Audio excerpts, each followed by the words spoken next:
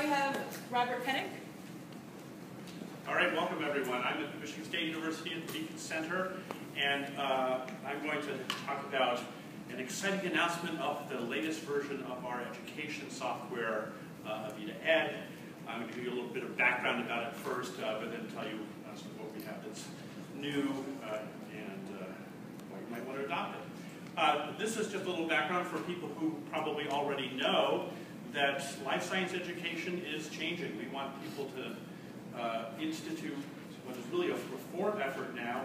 The Vision and Change document here set out really a reform model for how we ought to be transforming the way we teach at the undergraduate level. All the professional societies across the life sciences were involved in the development of this. Charlie Fenster and myself were the SSE representatives for this. There's a lot of input across the societies. This is a model that has really been a consensus document about how we need to change the way we do it. And it's had some effects trickling down as well. The biology curriculum made use of some of the results of this, and now in the next generation science standards as well, we're seeing that. And I think the thing that's central to that is that we're paring down content, but making sure that central concepts are now emphasized, and evolution is front and center for that. If we can get evolution across the biology curriculum in some way or another, that would be great. The other thing that's emphasized in all of these documents is not just the basic content, but also getting across how science works, science practices, getting students to recognize that there's nothing unusual in our case about evolution. Evolution should be thought of as a model for how science is done. But we ought to find ways to model how science works as a practice. And these are just some of the examples of things that are recommended now to try to get into the curriculum as well. Now those are challenging, and there's some specific challenges for doing this with evolution. I'm just going to mention a number of those. One is, as you notice, if you want to do something in your lab, it's going to take a lot longer with an evolution lab. For the Society for the Study of Evolution, for a number of years, we've had as part of our education symposium examples of clever labs that people have come up with, and we've modeled them here for people to use. But it's always something where you have to do it in an indirect kind of way. It'd be great if we could find a way to have real labs that would move things faster along. Evolution, probably more than other life sciences, has students coming in with more misconceptions, and you have to know that they're going to have some resistance and some just basic misunderstandings. We have to be able to overcome those. The last talk mentioned some of those, but there are plenty of other ones as well. Part of the reform effort says, rather than just talking to our students, we want to get it so that they're doing active learning. Right? That's much, much harder with evolution. How do you get it so that you can have really inquiry-based labs and so on? It's something that we want to be able to do. And unfortunately, because of the way we typically have taught evolution, they have to just accept it on our say-so. Even if we provide them and tell them about the evidence, it's still from the authority of the instructor, which again is not modeling what you want science to be about, which is that you accept it not on someone's authority, but on the basis of the evidence. So those are issues that probably are more salient for evolution. We want to get those, if we can, fixed. And that's what the Avida-ED program is all about. It's an idea of having essentially an evolutionary lab bench. This is something that we've been working on now for over 10 years. The original funding for this was a CCLI project from NSF starting in 2004. We officially released the first version of Avida-ED at the Evolution meeting in 2007 in New Zealand. So that was version 1. At that point we had a Mac version, a PC version, and a Linux version. That was downloaded as an app. It got updated to version 2 under funding, again, from NSF through our Beacon Center for the Study of Evolution in Action. And we now have 2 new grants, a CCLI grant from NSF and HHMI grant. Both of those are taking us to the next level now, and what we're doing today is introduce version 3. What is Avida-ED? It's meant to be your evolutionary lab bench. It's meant to be something where you can have students doing hands-on learning. It's designed for undergraduate level, but it's been used for graduate students as well. We initially thought that it would be primarily used there, but we wound up having high school teachers start to try it out, and it's been used successfully now in AP classes and even in regular high school classes. It's something you can use to just demonstrate something you're doing on a lecture. You can do it for homework, for labs, for ongoing projects. It's meant to be very open-ended, allowing instructors a lot of flexibility for how they wind up using it. You can have it so that you have very guided learning. You can have a cookbook class if you want, but really the idea is you can have inquiry-based, open-ended labs where students are generating their own hypotheses, figuring out how to design an experiment, running them, going through the whole gamut. That's the general idea. It's open-ended in that way. The other thing that's important about it is that it's based upon a research platform. Avida itself is used for just basic biological research, and what the Avida-ED program was all about was taking what was non-usable from the student's point of view, research platform, and making it graphical, making it an interface that could be used in this kind of way. But underneath it is the same core program that's used for research. And just to show you the range of things that are used, that Avida has been used for, you just see some of the titles here of papers, just basic evolutionary problems, where as a model system, the Avida system has been able to help answer those. And the sorts of places that these have been published, again, just regular top flight journals and so on.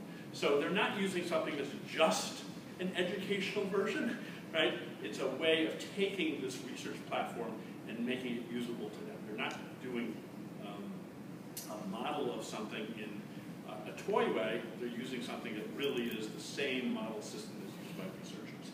And that's compelling for students.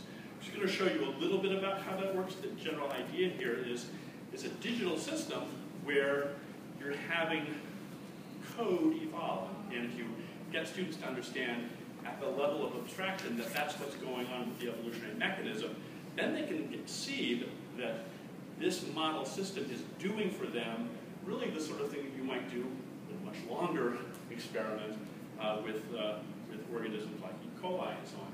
But in this case, what we have is a genome of a digital organism that is a sequence of basic instructions that by themselves don't do anything interesting, but its sequence can produce pretty much any computational function.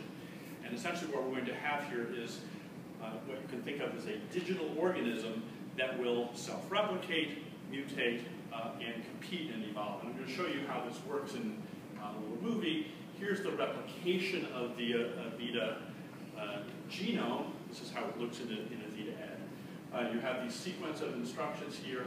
Here it's going through essentially a copy loop and budding off a daughter cell, which is now the replication process. Here it's exactly the same except for here, here, here. Those are random mutations that have happened in the code where of the basic 26 instructions in the Avida set, they can be point mutation replaced with any others. That's the introduction of variation in the genomes of the daughter. That's how you get variation happening. So two of the basic mechanisms of the evolutionary process you've got already, replication and random mutation, introducing variation. These organisms then are in a virtual Petri dish. This is the way in which we used a metaphor that would be familiar to students for the educational version. It's essentially a population that's limited on a grid, with each dot here now representing a single organism. So you're essentially, each genome here is in each dot. And that virtual space is where they compete with one another for space and resources. Whether they will do better or worse than their competitors has to do with whether or not they're able to evolve functions that let them reproduce faster. That could happen either by finding a way to replicate with fewer instructions, that can happen, or it could take place by evolving the ability to produce a resource or make use of a resource which lets them do that faster. Okay? So there's sort of a virtual metabolism as well. And none of these things are programmed in. They have to evolve the ability through these changes in the code to perform those functions. And so that's what allows us to be essentially evolution in action across the board. And we'll students now see in this little time-lapse movie a small population that has started initially from one ancestor, but now evolving in the dish with these here being subpopulations that have evolved functions that have given them some advantage over their competitors, and they start to expand and take over.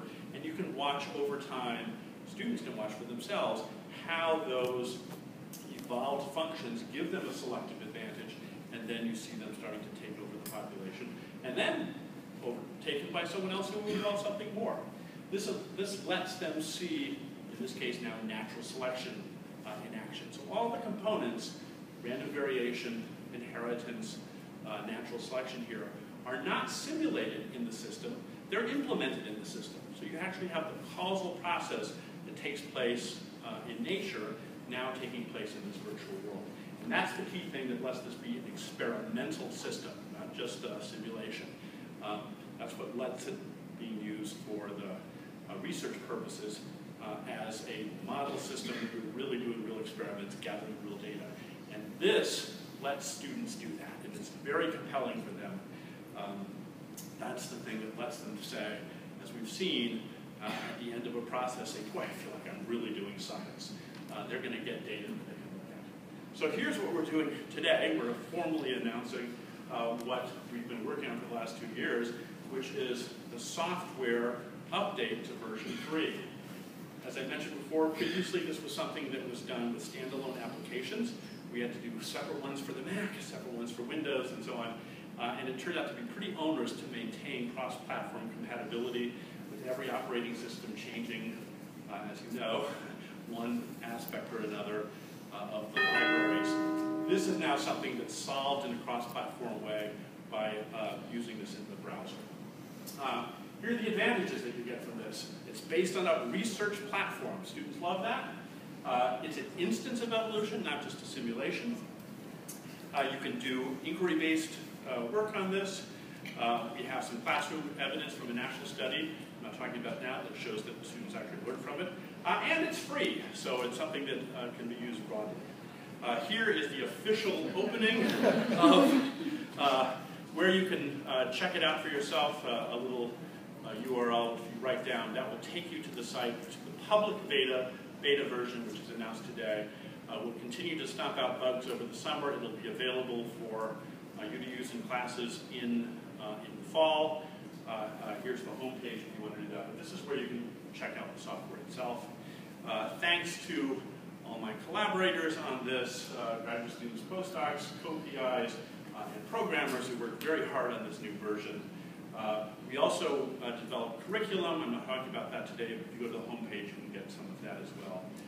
And then finally, we're putting on national workshops. We just finished the second annual one this past couple weeks ago, and we'll be doing another one next year. So if you're interested in that, we have a sheet here you can sign up for. Email me, and we'll put you on when we announce that we're going to have that. Please use it in your classes. Try it out. Tell us how it works. Design stuff. Join our community on this. I hope you like it. It is ready for public use. Thank you very much. Maybe one quick question? Yes. As a web-based platform, is it using local computational resources or a server? It is using local resources. Okay. You do not have, the only time you have to have the connection to the internet is to get it down, and then it's down on your